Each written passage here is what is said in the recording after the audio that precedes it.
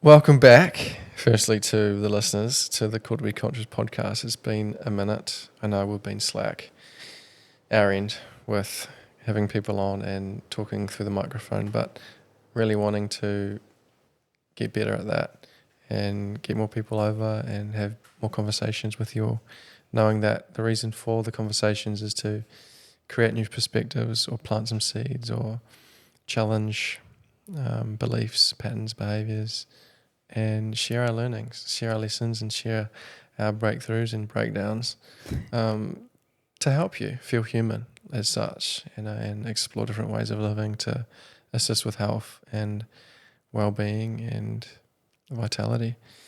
And on today's podcast, I'm having the pleasure and honour to have a conversation with Brooke Muker, who's actually one of our practitioners within CWC, and I'm really excited to have a conversation with her because she's not just a practitioner within Cool2beconscious, she's a human that's been through so much in her life, and the journey to get from there to here and in between is profound. And I've only heard snippets of Brooke's journey, so I'm actually really curious to know the depths of what you traverse through and what you move through as well as a human. And no doubt we'll talk into breath stuff as well and potentially have some conversations about other modalities and tools that you've potentially used. But I just wanted to start the conversation by welcoming you on and saying thanks for coming and excited to chat with you. Thank you for having me. Yeah. Oh, honoured. And we're on the Gold Coast. Brooke's here, based on the Gold Coast. So those that are around on the Gold Coast, some of you probably already know her. Many of you probably do. Beautiful woman, massive energy, lots of fun, lots of humour to come from Brooke, but also a real depth. And I feel I haven't explored that, nor I feel have many people met the depth in you as well. But it's there, and a lot of people can feel that in close contact with you. They feel the depth in your energetic field, but also within your ability to make things funny and bring a sense of humour to heavy moments in life that get presented to us. And that comes from wisdom, that comes from experience, being able to see the beauty in challenges and in situations that really challenge many of us in life. So let's start with the beginning. I want to start with when Brooke first had that moment in time when she was like, something needs to change here. Yeah. Okay. So many people may or may not know that I went down the very dark path of addiction of drugs and alcohol. So getting clean and sober was massive, huge. I can't even probably still find the words even nearly 10 years later, how much that impacted my life. Just that moment of going, I'm sick and tired of being sick and tired. Enough's enough. And it had so many elements to it.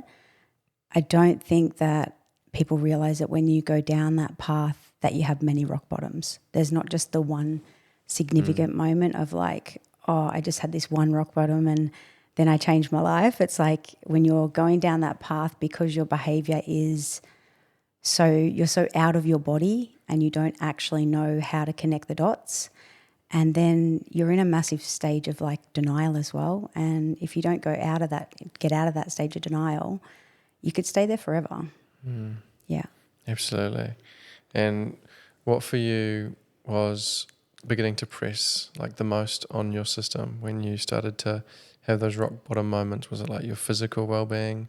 Was it the mental well-being? Yeah. Or the emotional? Like what was pressing the most? Or was it a combination? It was a combination of everything. And then I think that the saddest part for me was I'd become everything that I didn't want to become.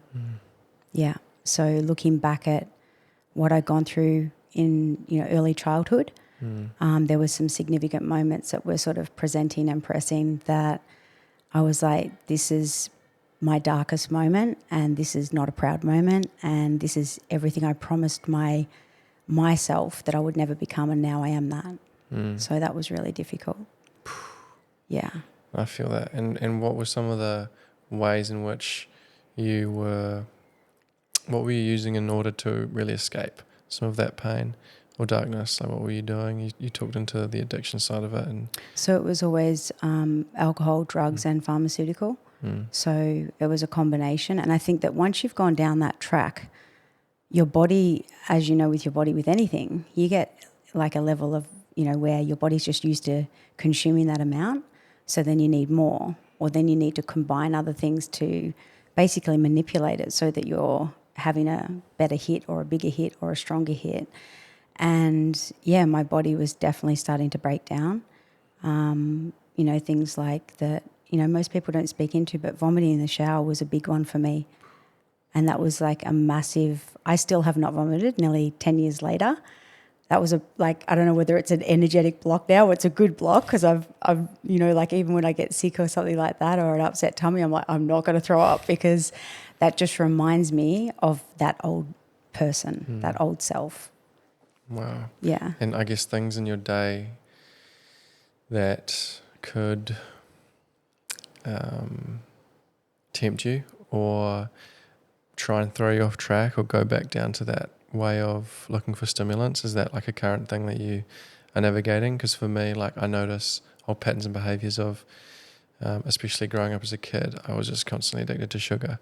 And knowing that was an addiction is a confronting thing to look back on as well, and know that those stimulants of sugar are so relevant. And I'm sure the listeners that are tuning in have sugar addictions as well. It's a normal thing. It's what we're surrounded by these days. But do you see others that are potentially in similar states of addiction and have parts of you pop up that are like, oh, might be nice just to have a few drinks, or it might be nice to go out and get smashed? And like, do you have that arise? And if it does arise, like, how do you have that conversation with that part of you and are like, hey, not now? Yeah, that's interesting. So that definitely came up for me for the first few years. Like, for a long time, there was still that element of like, it was almost like I was in my head, am I going to be tempted? Like, is this going to be a moment where I'm actually going to like go backwards? And there was many, many events where emotional things would happen within families or friends or whatever it might be that would trigger something within me. And I would think, am I going to go down that path again? And I just think that for me, once I'd finally decided and given it up, it was like I was not going to go back. But the sugar thing is definitely something that still comes up, 100%. Yeah. And that's probably because that was my first addiction. I used to be really overweight. So that was my first addiction when I was in my teenage years and early 20s. So, yeah. So there's still that sometimes. That definitely... It gets us all.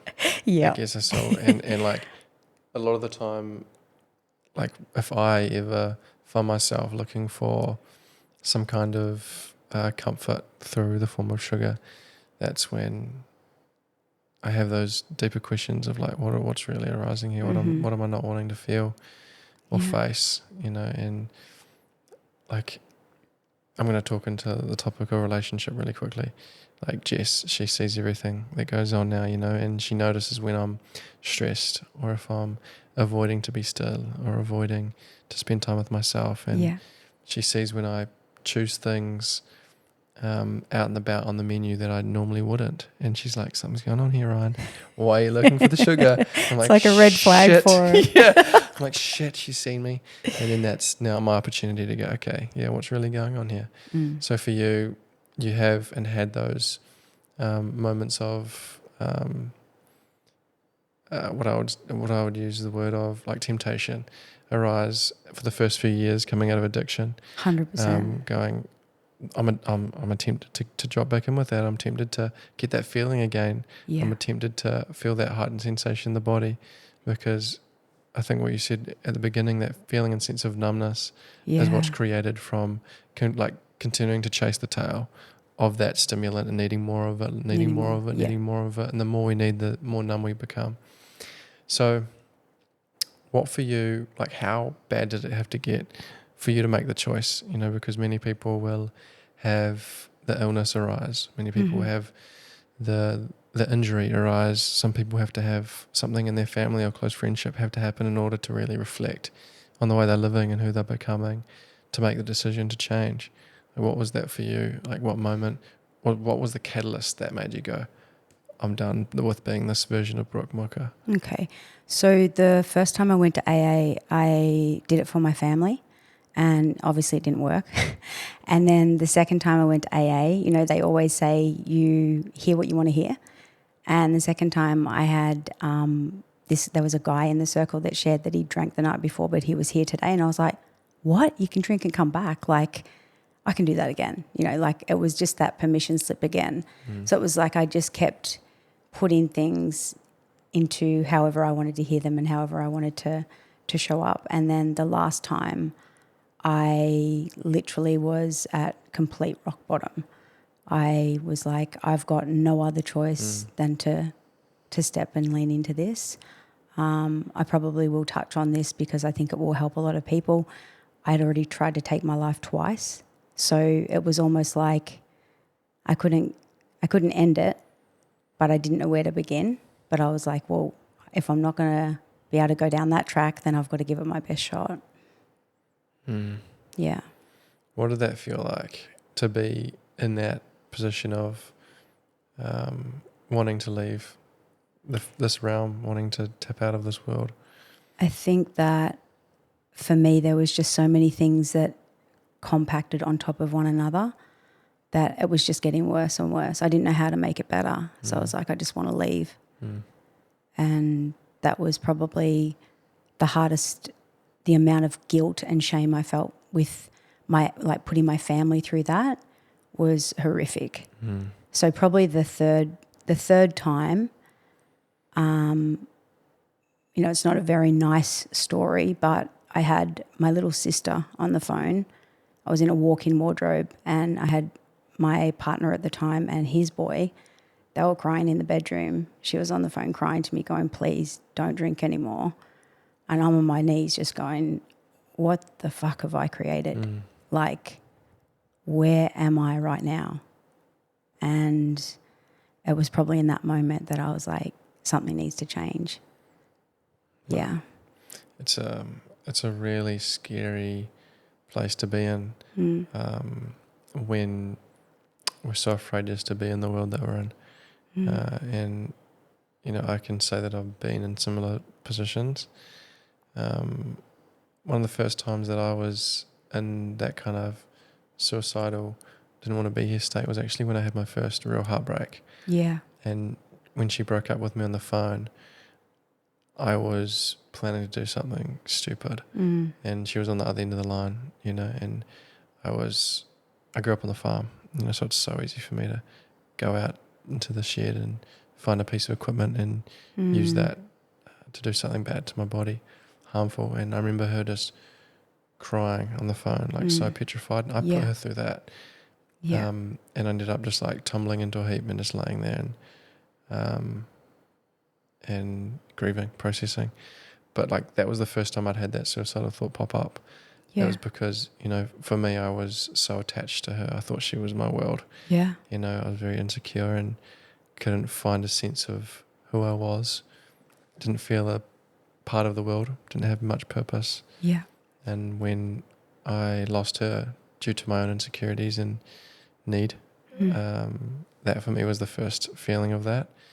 When you were in those really challenging positions and feelings and emotions, what for you do you feel was the thing that kept you here?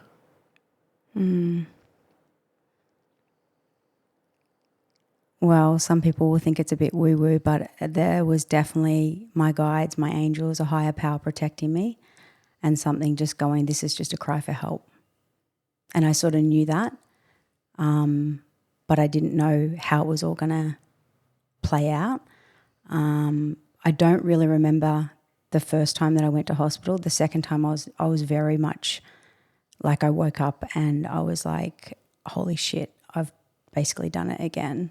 And obviously I live on the Gold Coast. My family live in Victoria. So they actually had to make the call from Victoria for the ambulance to come to my place. And obviously the police came as well and all the things. It was just like, and then I remember just thinking when I had to see the psychologist, because you have to see one before you leave, I remember just thinking like insane thoughts, like you just need to get out of this so you can get home and have a drink.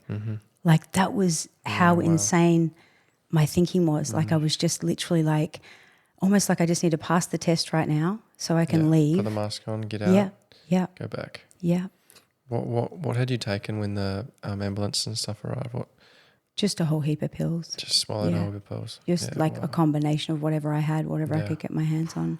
Plus I was obviously well over the limit. Of course. And I remember my sister saying, you know, this time you blew such and such.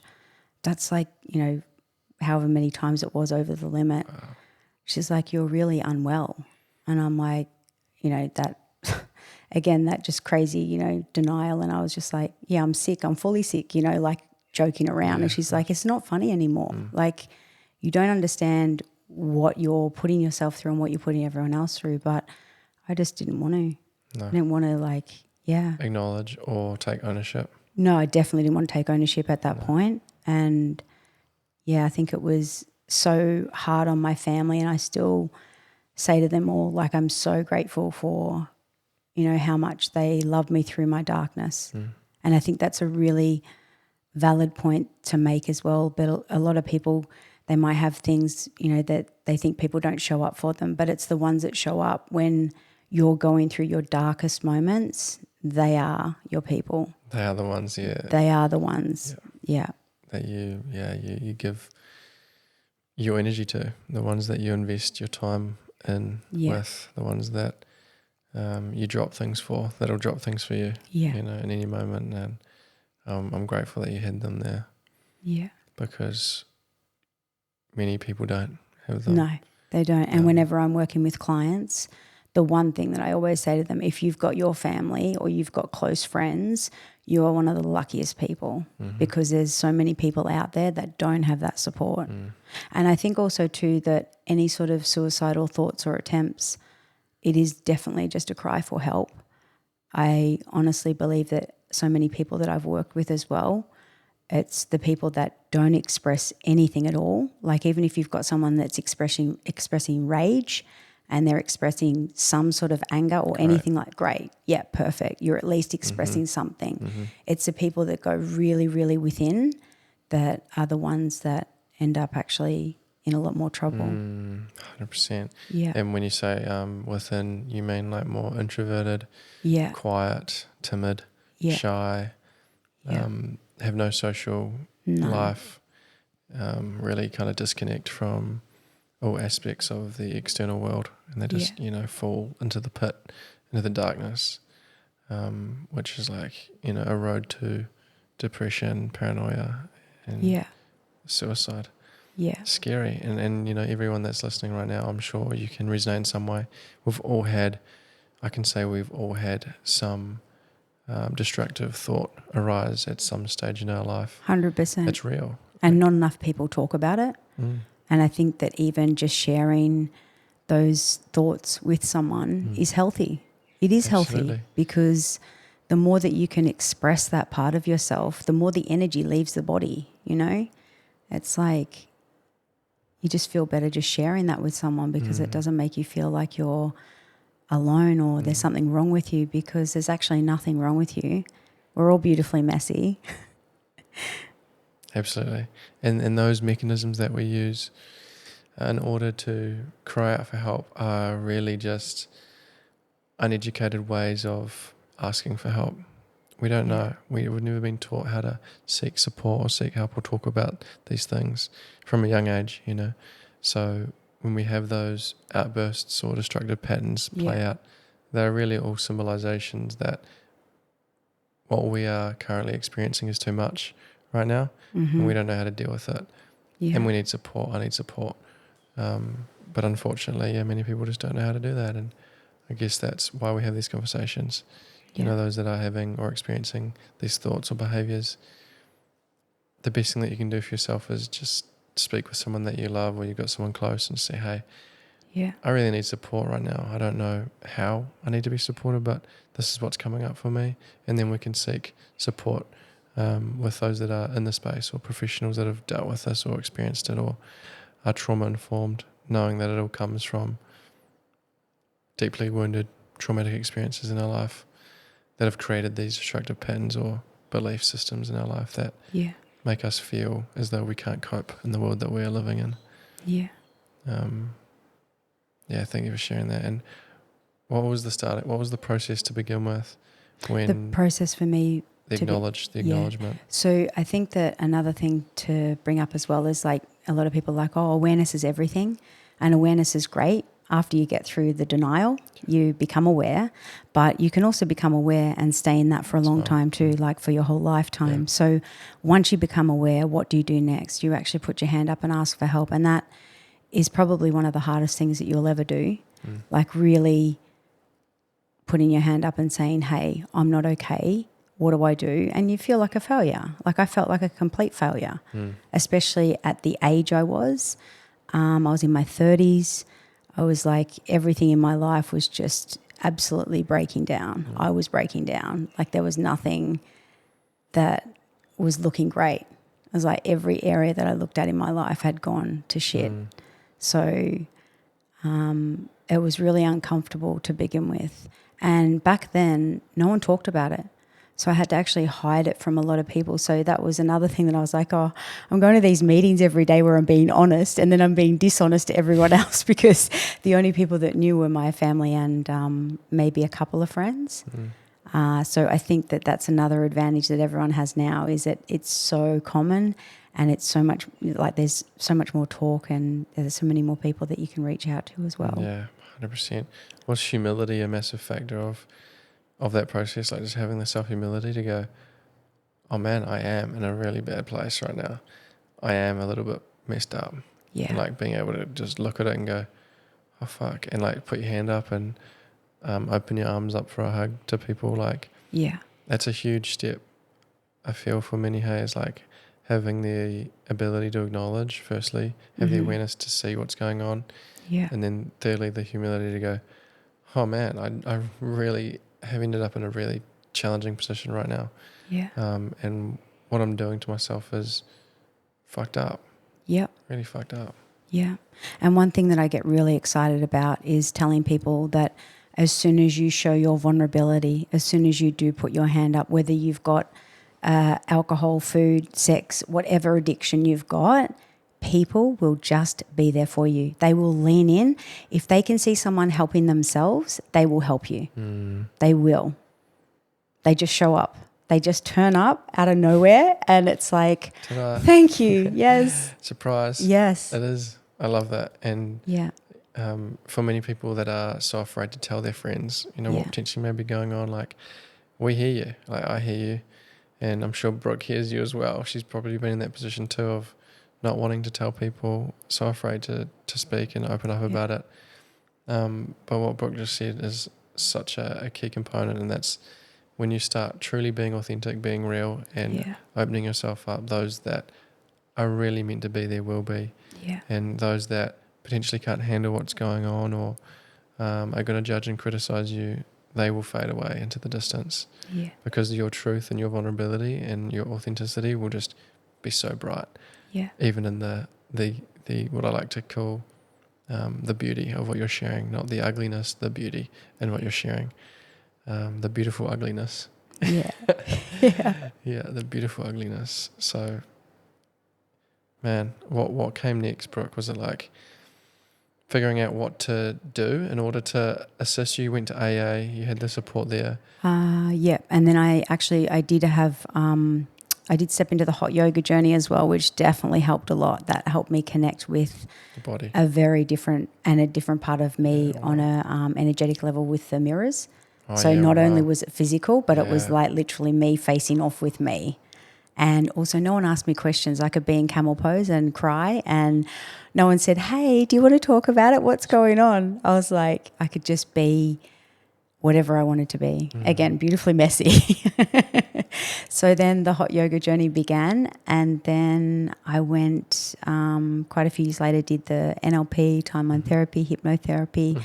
And then after doing a couple of years of coaching, always doing sales in the background as well. So I also believe that sales is a key component to your life skills. I think if you've got sales skills, you People are skills. an amazing person because you can connect with people. You can also handle rejection really well, and you've probably got a really a little bit of sass in you and a good sense of humor. So, I was doing all of those things, and then obviously the connector for me was the breath work and Reiki and meditation. They're my three go-tos now. If I'm doing one-on-one deep dive, I'll use all of the modalities, like all the things. But yeah, the ones that I love now is running my events, the breathwork events, and the Reiki and the meditation, and yeah, that's really the medicine for me. Yeah. Beautiful. What popped up for me there was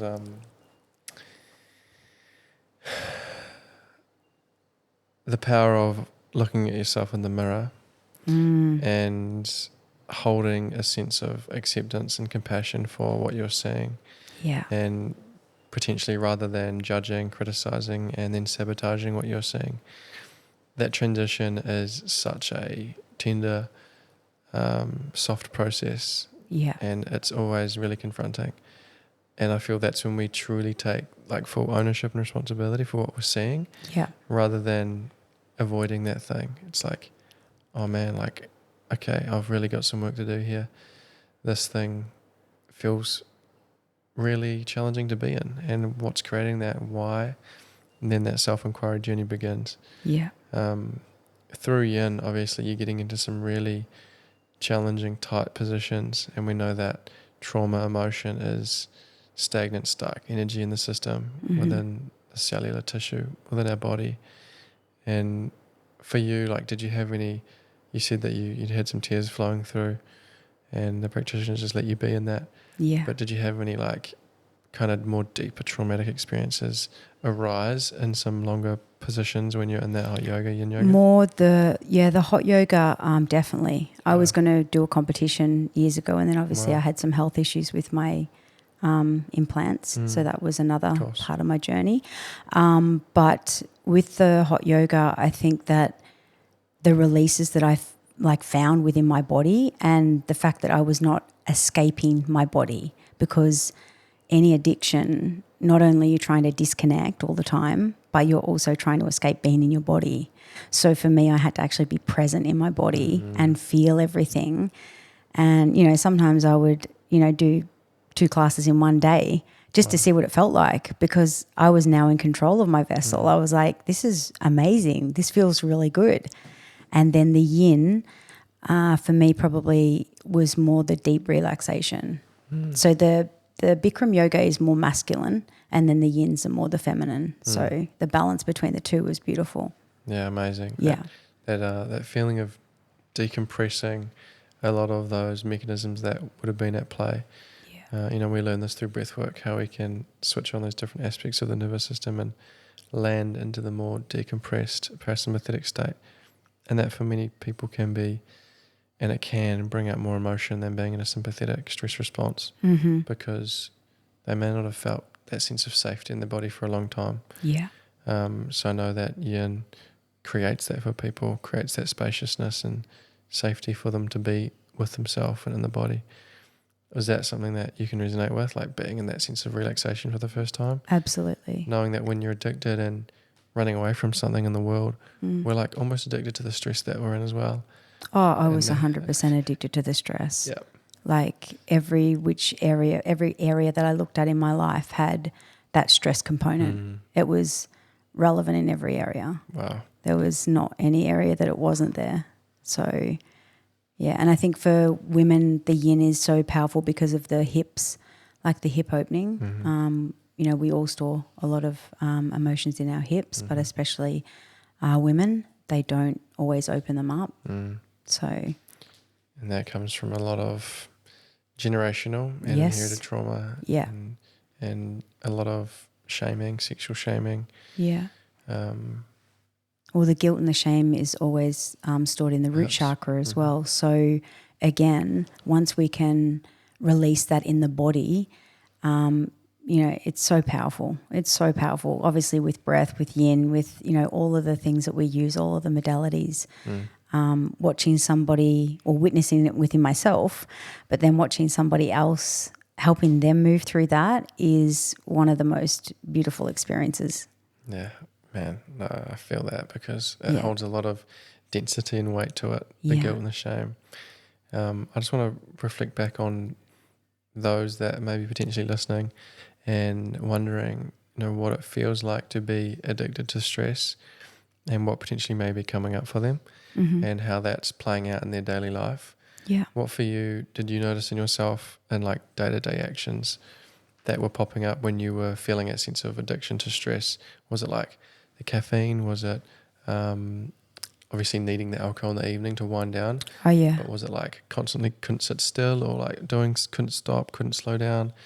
Was it like your speech? Was it talking? Was it getting into that like overdrive state where you just can't stop? Like what did that feel like for you? So then some of the listeners can be like, oh man, that's me right now. And I can recognize that. And then we can give them tools to course correct that. And so one of the biggest things was when I first stopped drinking, I remember saying to my mum, I was like, what the fuck do people do at night? Like, so I started a 3-month yoga challenge down at Essence of Living when they were still open. And I remember the teacher saying to me, you don't have to come to every session every night. And I obviously was I was like, oh, no, I do. So I was doing like AA in the morning and yoga at night. But I needed that much because I had such an unregulated system for so many years. And I drank every day. I drank and smoked pot every day for years. So my system needed to be completely reset. Yeah. So I had to find something to do in the morning and something to do in the evening. So I think that when people want to give something up, they need to find something to replace it with. Absolutely. Okay, because if you give something up and then you've got nothing to replace it with, chances are you're going to move on to something else that's addictive. Yeah, it's that void, that space. It's another thing feels that uncomfortable. Yeah. So just feeling uncomfortable within myself in any way, shape or form would be when I reach for a drink or for drugs or whatever it was. Wow. Bad relationships. Yeah. And then that's what it is. It's the relationships with everything in life is like what we can look at and start to become aware of. Those that are potentially in that state of fight or flight too much, that find themselves busying or going to the next thing, next stimulant to stimulant to stimulant, and find themselves at night not able to sit down and relax and read a book or, slow down before bed. The reason why we're unable to, or you were unable to, is because there's still high amounts of cortisol and adrenaline moving through the system from perceived threats throughout the day that have triggered that stress response in the system. And how we can start to slow that down is by bringing in more, I would say, parasympathetically driven activities, such as reading, such as yin yoga, such as stretching, such as meditation. And that sounds all good, but if we can't flick off the switch of sympathetic, then that's another issue. And this is why we're so passionate about breath work, because we can switch on the sympathetic in order to switch it off. And sometimes we need that overactivation in order to deactivate. And this is why I'm starting to recognize that so many people love ice bathing. Not because of the physiological benefits, but the mentality and the nervous system regulation, because we're flicking on sympathetic so much. We're getting out and then we're decompressing and everyone's like, I feel amazing. I look at the colours, holy, that euphoria. Yes, we're getting the other hormones releasing in the body too, but people feel present for the first time in a long time. And that's what hooked me when I first got into ice bathing. I didn't know what it was. I was just like, I feel amazing. Yeah. And that's like, it's actually equivalent to a cocaine hit. Yeah.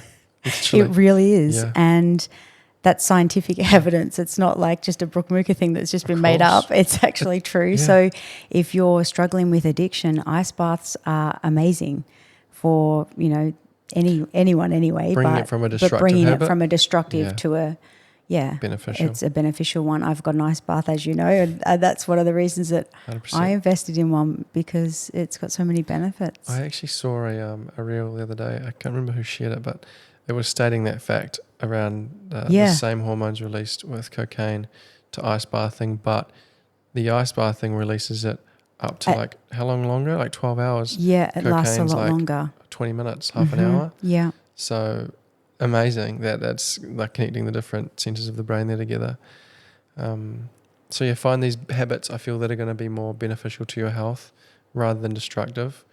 And if you're feeling overstimulated and overdriven and can't sit still, then this is your opportunity just to become aware of it firstly and foremostly, and then finding ways in which that you can replace habits with more positively impacting habits. Yeah. Ice baths, breath work, yoga, meditation, running, exercising, going to the gym. Yeah, there's so many different ways. I remember when I first started breath work, I rang my mum and I was like, I can't believe how much money I wasted on drugs and alcohol. I was like, I just literally went somewhere else. And she's like, what do you mean, hon? I'm like, Mum, it releases this DMT in your body. Like it's like a natural drug. And she's just like, oh, this is great. Yeah. I was like, yeah, it sure is. Absolutely. Oh man, breathwork is, like, for me, it's been the biggest assister for me to really move out of my own way and process that stress that was stored in my system. What for you was like one of the most memorable breathwork experiences, knowing that you've had hundreds by now? What for you was like the first initial moment when you went, there's something in this and I want to explore this further? Or what was a moment for you where you were like, the dots just connected and it just happened? Yeah, so one of my first big releases was, I think it was 2019 maybe, a long time before I actually did my practitioner training. And I thought, like, my friend that went with me, she's like, it's like you had like a spiritual orgasm. Like it was just like something left my body. Wow. And it was all on the right side. And I remember like having to like lift my back and move my arm to obviously, and the energy just left my body. And I was like, well, that's all the masculine side as well. And obviously I had a lot of issues with men. So I was like, this is like, I was starting to really connect the dots, and I was like, this is on a different level. Like I really want to dive into this. And that was probably one of the things that encouraged me to study it. Wow. Yeah. Amazing. And like those that are listening going, how?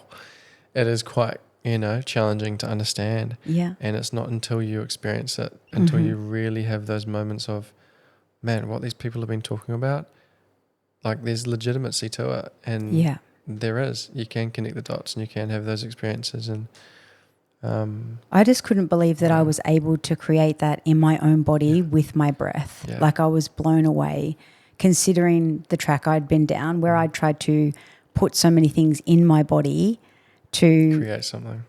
Create something. Yeah. And this was created all through my own breath. Yeah. And I feel that's the most empowering thing about breath work, Yeah. People can have really beautiful experiences with plant medicines and etc. But then we're like almost using the medicine as what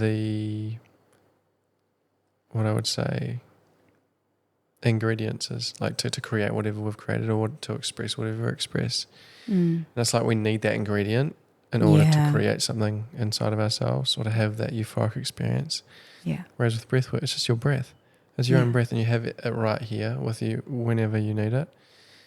That's the difference, right? You can't just like find an ayahuasca ceremony, exactly right here, or psilocybin right here, or marijuana right here. Yeah. Whatever you're using, breath, it's right here. And the other thing you can do is if you do want to like have a more intense journey, then fast for a period of time beforehand. Turn the dial up even further. And that turns the dial. Like I've done that for the last few that I've done, and it's been phenomenal. Yeah, amazing. Yeah, really cool. Yeah, it does. It really heightens everything to a new degree. Yeah, but that obviously comes with knowing my body now. So I wouldn't suggest that somebody do that unless they're, they've got somebody that's, qualified that's holding the space. But if you do it for a little while and you know your body well enough, then you can start to do things like that as well. Yeah, absolutely. It's beautiful. Yeah. Because breath work is like, the analogy that I like to use, it's like putting a magnifying glass on your internal system, on your internal world, and seeing what's in there. Yeah. Or applying pressure from the inside out. Yeah. All of these other modalities that we use, yin yoga, chiropractic, acupuncture, massage, the list goes on. Yeah. Applying pressure from the outside to create an experience within our inside world. Whereas breath work is like, no, you're applying pressure from the inside out to see what is in there, to see what's going on. And that's why I see it as one of a really standout modality, because not many start from the inside out, and the breath does. You're expanding the lungs. You're creating chemistry from the inside. Yeah. And I really like that way of explaining it. It makes a lot of sense for me. Apply pressure from the inside Mm-hmm. and see what becomes pressed and see what needs to come out in the form of expression. Yeah. It's like shaking the Coke can and just waiting for the top to pop off. Yeah. And how does that want to express? We don't know, but the body knows. Yeah. That's a beautiful thing. And how do you now view the world and interact with it differently from being a lot more energetically clear, open, sensitive, knowing that what we're really looking to achieve as we develop and evolve as a human being is to become more sensitive? Yeah. Like, what do you feel is the most noticeable change and difference in your world, going from someone who was really numb, needing these ways to escape your life, feeling, I guess, overwhelmed and overstimulated with the stress or the trauma, to now being in as we can all feel and see, a very grounded, integrated woman with a sense of intuition, connection, and ability to know herself? I think that I always see the opportunity to grow and expand, even when it's beautifully messy, because we still have moments where we can, go through another little dark night of the soul, or we can have something happen in a friendship, relationship, family, wherever it might be now, whatever area of our life, in your career, whatever it might be. And we still have to handle it. We still have to be stable enough to, move through it, but knowing that it's always happening for you. No matter, if I look back, what happened, an event that happened 15 years ago, that event now makes sense. So knowing that right now, if you're going through something that's really messy or you're really struggling within, I can tell you right now, it's going to be a beautiful part of your journey. You just can't see it right now. Yeah. So do you feel like that has come from moving through all of the trauma and finding peace within it all, seeing it from a new perspective of course that had to happen. Otherwise I wouldn't be able to see the beauty in this now. I wouldn't be able to see it from this perspective. And I now know myself with a lot more depth because I've been through those experiences and found my way out of and through those experiences. Although it was messy and ugly and beautiful. Now you can see and come into experiences that arise in your life with a bit more grace and excitement, almost, to be like, where am I being tested here? What can I learn? Yeah. What's going to arise from this? Well, I know it's happening for me because it's helping me expand. Yeah. And it's happening for, a higher reason. And sometimes we don't know it at the time. And I think when we're trying to figure it out, that's when we really need to let go the most. And that's the hardest, but that's when we need to lean into our practice and go, okay, what am I missing right now? What do I need to bring back to feel more grounded and feel more stable, because this is rocky, Yeah. And I think also too, all of the things that happen in your journey, or all the things that have happened in my journey, have now allowed me to hold people to a really deep level. So every person that comes into my space, I know that I can hold them because I've been able to hold me through all of that. Amazing. Yeah. And those that have been through freaking the darkest of times and the darkest of experiences, when they come to the realization that they can move forward with self-compassion, self-humility, and integrate those wounds into their life and into themselves, they have the deepest ability to meet others in those places that a lot of people haven't traversed, like that spiritual depth. Yeah. Going through that pain, trauma, whatever you've been through in your life that you're like, I don't want that to happen to anybody. Like, whatever that is for you, knowing that, when you've healed that and processed that and integrated that, that is your superpower. Yeah, 100%. Superpower. Because you haven't read it out of a book. Yeah. So I always joke and say, I'm not the, I'm not the really intellectual person. I'm the more emotional, intelligent person, and I'd much rather that. Yeah. I'm not somebody that's scientific or, knows all the things that a lot of other people do that are really super smart. But a lot of people that are super intelligent, they've got the awareness, but they haven't actually got past the awareness because they just have all the logic. They don't actually have the hands-on.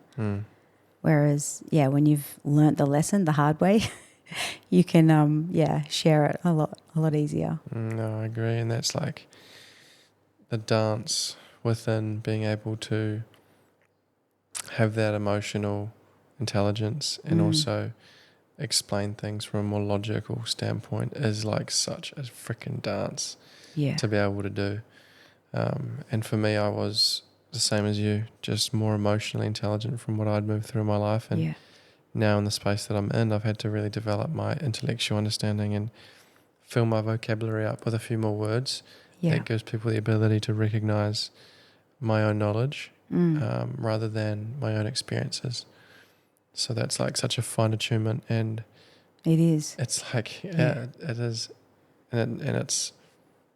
And those that have had like really emotional, challenging experiences in their life know that you've got that too, and you've had to adapt to people, to environments that you were being really challenged in or scared in, or hurt in, to survive. And like that's the emotional intelligence there, being able to adapt and survive in situations that seemed really really scary and really challenging. That's the experience. Yeah. What do you feel now is for you a go-to practice what's your go-to practice when you feel yourself getting a bit overwhelmed, stressed, or in the brain? Okay. So this is interesting. The one thing that I was so scared of was mirror work, and the one thing that I come back to before breath work or hot yoga or ice baths is I go and sit with myself. And it is literally, I cannot even express how powerful it is to sit in front of a mirror and have a chat with Brooke Muker. Be like, right, where are we at? Because it's you against you. Yeah. And I think that's a really important part that people miss in this life. They get so competitive with other things or other people or whatever it might be. You are your biggest challenge and you are your greatest hero. And that, once that penny drops for you, once you realize that wherever you go, you are. You cannot go somewhere and you not be there. Absolutely. So you have to be your best friend and you have to know how to sit with yourself, every part of you, your darkness, your lightness, your love, your laughter, the whole lot. Wow. Beautiful. And what kind of conversations do you have with those different aspects of you that present? Because obviously like when fear arises in you or stress arises in you, usually it's from like an overwhelmed younger version of you, usually the child that's like, it's the child. I fucking want to do this shit, man, this is too much. And it's popping up wanting your attention, wanting to be acknowledged, in a way. It's like, for me in my own practice, it'll be the little Rye that's like popping up and he's like, bro, I don't want to be here right now, and I'm like, hey man, like I've got you. Like, we're going to get through it. We're going to do this together. Like I've got you. And that sense of acknowledgement and moment of time with that part of me is all it needs to diffuse. So like what for you arises the most? Is it that inner child? I think it's two parts, and it's the inner child and it's the teenage self. So the inner child will cry and want to be held and seen, and the teenager just wants to fucking rage and rebel. And I talk about this a lot with my one-on-one clients, and there's this part of all of us. There's the inner child, there's the teenage self, there's the adult self, and those three parts, once they're together, because when they're separate and they're all trying to do their dance and they're not dancing together, we've got a fucking chaotic dance floor. Whereas when they're dancing together beautifully and the inner child is like peaceful and she's feeling nurtured and loved and seen and heard, and the teenage one is, whatever she needs, whether that be the same or whether it be something different. Maybe she needs to let something out. Maybe she needs to really vocalize something, and open that throat chakra. And then the adult self, it's like, I don't want to be responsible. And it's like, well, you know what? There's some things that we do need to actually be responsible for. And yeah, I guess just sitting with all of them. Wow, amazing. Yeah. That's beautiful. And it's simple. Everyone can do this. Like those that are listening right now, you can do this practices that Brooke is talking about and we're chatting into, is have that conversation and just ask yourself, hey, what part of me right now is needing some attention? Yeah. What part of me? And usually the answer will arise straight away. And you'll feel that part of you too. You will. You'll feel it, and then asking what it needs. Hey, what do you need? Yeah. What do you need? Having a dialogue, having a conversation with that part of you, and if the answer that comes through, like, hey, I need to have a tantrum. Yeah. Like, let that happen. Let that flow. That's so normal. Yeah. Hey, I need a big hug. Great. Hey, I need to smash something. Hey, let that part of you come through.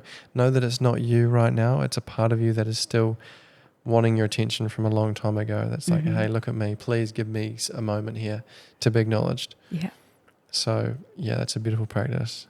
Yeah. Thank you for sharing that one. Yeah. Yeah, mirror work. Mirror work is a game changer. Absolute game changer. Amazing. And so being in this position that you're in now, Brookie, you obviously, you run your own events, you have one-on-one clients, Yeah. you do corporate stuff, like you're a busy gal. How do you find balance in that? And like, I guess what I mean by that is you've come from 9 to 5 corporate, you know, working Monday to Friday, having the weekends off, or you probably work the weekends as well. Like, you know, that's like the reality of living in the world right now. A lot of people work every single day. Yeah. I talked to the lady at the cafe this morning. I said, how was your weekend? She's like, I worked all weekend. I was like, oh man, like, when's your days off? And she's like, I work 7 days. Yeah. And I was like, what for? What for? And like, I get it, because I've been in that position of like financial stress before, and it's something that I'm currently actually working through, is that financial stress. So I'm trying to find balance as well within my life. And I guess, how do you find balance in your life as a woman, especially, and a single woman, may I add, like, you know, on your own? I think that I literally just went through this last few months like a dark night of the soul. And I think it was the most beautiful gift. It didn't feel like it at the time, but it's made me reevaluate everything. And I have been working way too much. And even though I implement all of my practices, we can only do that for so long. So right now I'm actually having some time out. And then I've got the whole month of October booked. And then in November, I'm going to India for a month. So I've made some changes. Nice. So I've been obviously lucky enough financially to do that, but that's also been from working a lot in this last few years. The other thing is, though, is if there's any part of you that is not happy in your 9 to 5, and yes, I'm speaking to that part of you, whoever's listening now, you're like, yes, that's me. Just do it on the side. Yeah. Like, you've just given 8 hours of your time to somebody that doesn't give back to you at all, and they would replace you in 5 minutes. So spend 2 or 3 hours a day or an hour a day, whatever it might be, working on what you love to do, because that's the only way to grow it and to grow yourself. Yeah. So, so I'm reassessing everything at the moment, but generally finding the balance is through my practices. And also, I think, again, having that awareness and then not doing anything with it. If I still had that awareness right now and I was still going 100 miles an hour, then what's the point? So now I've got the awareness that, hey, something needs to change. So I'm taking some time out. I'm restructuring a few things at the moment. I've got my next, 3 months planned out. And then in the new year, some new things are coming, which is exciting. Oh, I'm excited for you. Yeah. Oh, that's beautiful. It's amazing that you've been able to create the life that you were always desiring and wanting to create for yourself. Yeah. That's really special. And when you're doing something that is super fulfilling and creating a positive impact in others, it's like the most rewarding thing and game that we can be a part of, and that's why we do what we do, full stop. And those that are out there that are hearing Brooke and they're like, man, I'm in this 9 to 5 and I'm just really not enjoying it, or I'm working my freaking butt off 7 days a week and I'm feeling overwhelmed, I'm feeling addicted to the stress like you're talking about. Seeing if you can create, because you have to create the space and time for you, whether that be after work or before work, just to be with yourself, to implement some practices just for you, whether that be like half an hour or an hour or 10 minutes, it doesn't matter, but just start. by implementing some time just for you, and see what comes from that space, because usually it's a lot of clarity, a lot of empowerment, and a lot of connection back with your body. Because in the 9 to 5, when you're working, go, you're very mind driven, very in the brain, and that creates and forms the anxiety and stress, full stop. Yeah. So if you can find time to rebalance, come back into your body, I want to invite more activities to be in the body. Dancing, singing, running down the beach. Dancing's another powerful swimming. thing, especially for women, dancing in front of the mirror. A lot of women, I mean, I know men do as well, but I feel that women, because of our hormones, we go through a lot of body shame on a monthly basis. We can go from thinking we are the most beautiful, sexiest woman at the start of the month to the end of the month going really negative talk to oneself. You know, what is, you know, like it's literally, you wouldn't even want to hear the conversations that some of us women talk about. So I think that that's really powerful as well, as dancing in front of the mirror by yourself. Yeah. Amazing. Yeah. And I, you know, we could talk into, that's a topic on itself, just like the woman's hormonal cycle and how there's so many different phases within that. Yeah. And how they need to be honoured, especially working 9 to 5. Yes. How you need to really prioritise your own well-being and body before anyone else in those moments. The more that I've started to become educated around the woman's cycle, with Jess, living with her and her being really connected with her cycle, I'm starting to recognise the importance of women really honouring what they're moving through and what they're in, and to not avoid and neglect that. And obviously the way in which the world has formed and what is now being pushed onto women, which is like birth control, etc., that really disconnects you from your body. It's another disconnector, Another a mechanism that's numbing you from the body. Yeah. Like, know that this is all contributing to your mentality, to your well-being, to the connection to your body. And the more that you can return back to your natural flow, natural state of being, the sooner you can come out of that stressed, hypervigilant, overstimulated state back into the parasympathetic, relaxed. Yeah. I know that's a massive topic on its own. Yeah. But I'm sure that you can recognize the importance of that, and maybe potentially talking into that a little bit, especially when bleeding, and what you can do to honor the body a little bit more, and how you can prioritize time to be still or stretch or be with yourself as you are bleeding. Maybe you want to talk into that a little bit. Just really love on yourself. Like at the end of the day, I always say to my clients, like, when you're moving through, whether it be your period, whether it be a hard time, place your hand on your heart, close down your eyes, and just ask, what does my soul need in this moment? Feel your heartbeat and just drop into your body and think, you know, like that's all you need, whatever your soul is saying. Yeah. Beautiful, because we know. Yeah. We know deep down what we need, and we try to avoid that knowing a lot of the time, because it is scary to trust that voice. I was having a conversation with someone today, and she reached out and she's like, "Hey, Rye," she's from New Zealand. She's a friend from New Zealand. Haven't heard from her in a long time. She's like, "Hey, Rye, how you doing?"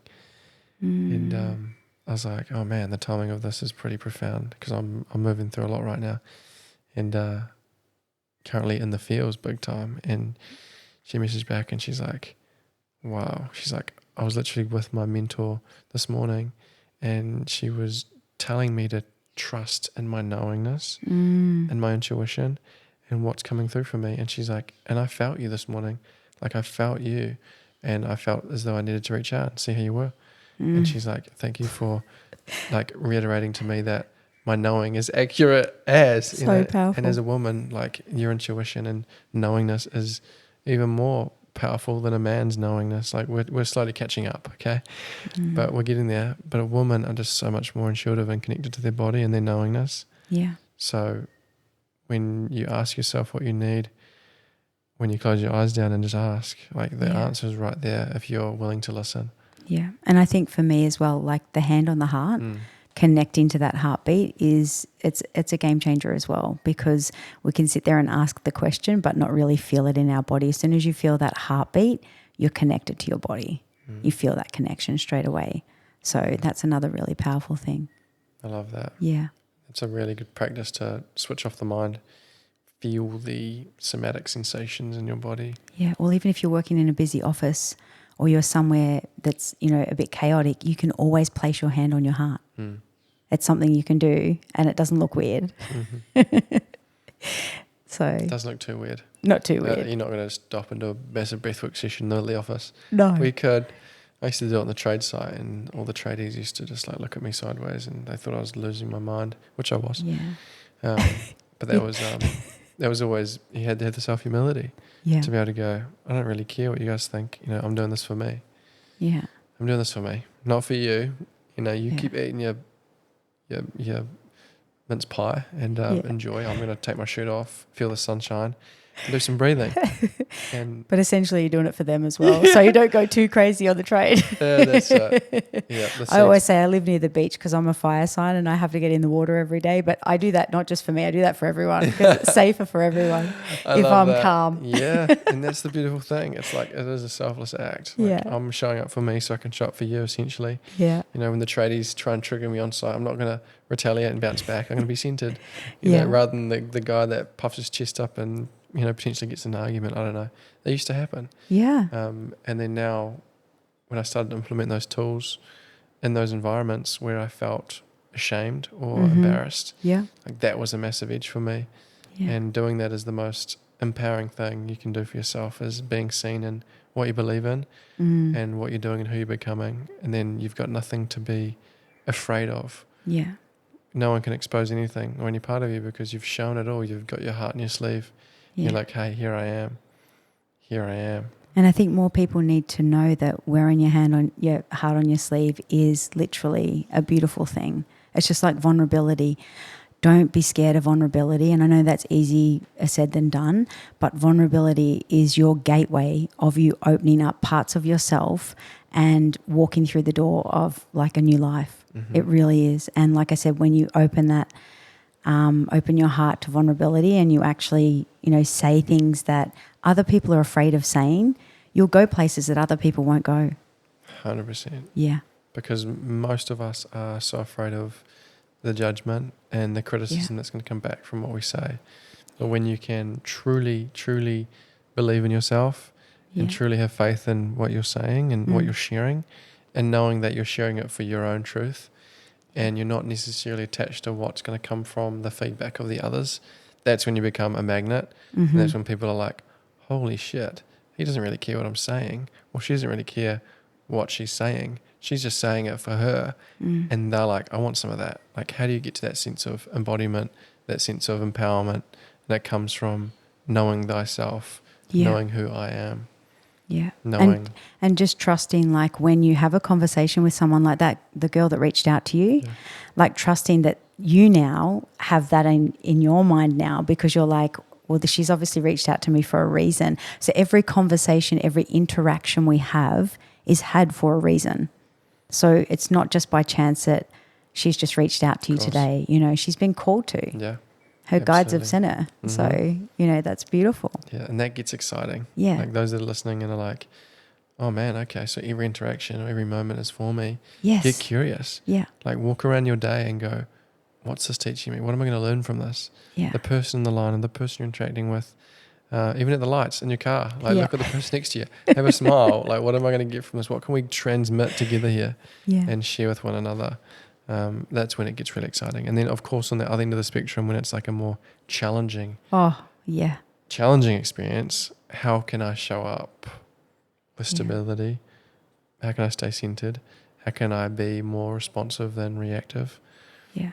How can I stay in love with my body right now and not put it through the stress that I could put it through if I was reactive, or I was defensive, or I was angry, or what have you?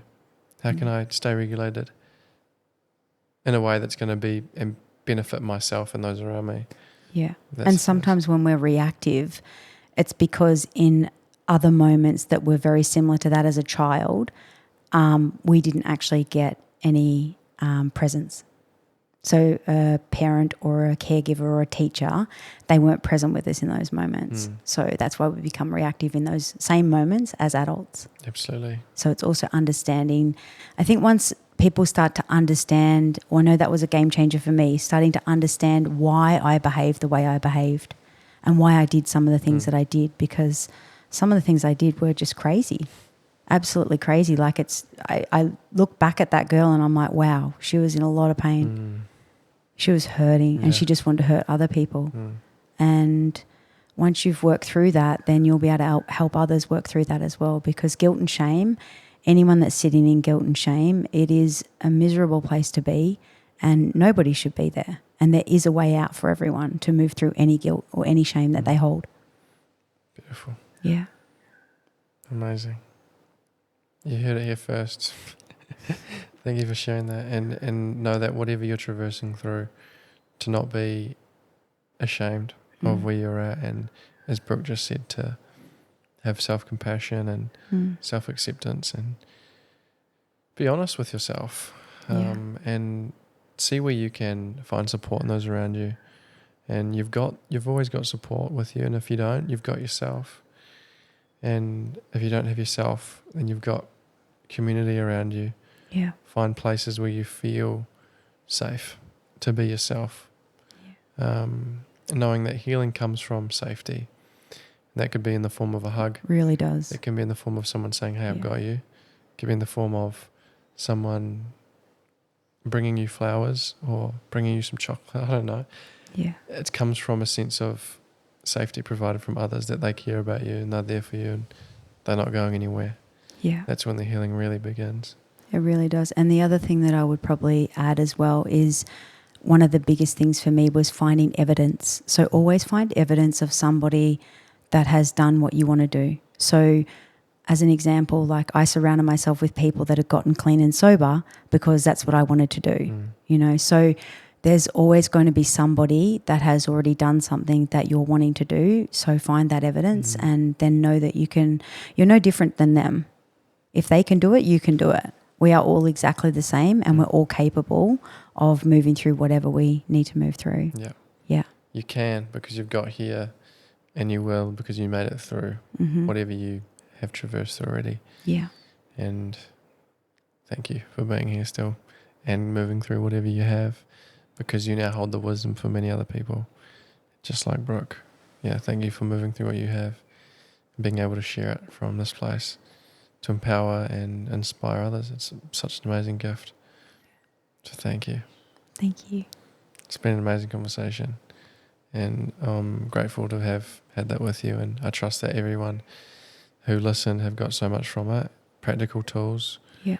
Some seeds have been planted, some perspectives to look at within yourself. You've got some homework, those that have been listening, to just tune in with a few patterns and behaviours that are presenting, and to have compassion and hold that sense of love for self.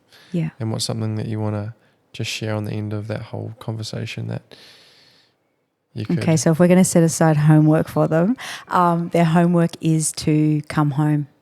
Come home to your heart and sit in front of a mirror at some stage for just a few moments after listening to this podcast, and sit with yourself, look into your eyes and have that conversation that you've probably never had, or maybe you have. But if you've never had it, it's going to be really powerful. If you're not wanting to do that, then I encourage you to close down your eyes and place your hand on your heart and ask yourself, what does your soul need? Because it knows. It knows. Yeah. Yeah, absolutely. Brookie. And where can everyone find you if they want to tune in and work with you further? Knowing Brooke's on the Gold Coast here, and she's obviously taking time off right now. So don't get into the DMs right now. But Brooke's an amazing being and a powerful I'm back woman. on the 1st of October. So 1st of October, she's back. Absolutely. I'd highly recommend Brookie to work with. She's a beautiful woman, and if you're looking for that nurturing, loving, feminine energy, she encompasses that. So Brooke Muker on Instagram. Yes. Brooke Muker on Instagram. Brooke Muker is the best place to find you? Best place to find me. Phone number is 045. No, my phone number is 000. You're going to need help. Amazing. Thanks, Brookie. And thanks, everyone, for tuning in, tapping in. Enjoy the rest of your morning, evening, night. Kia ora, good morning, good evening. Thank you. Thank you so much. Thanks, Brookie. Thank you.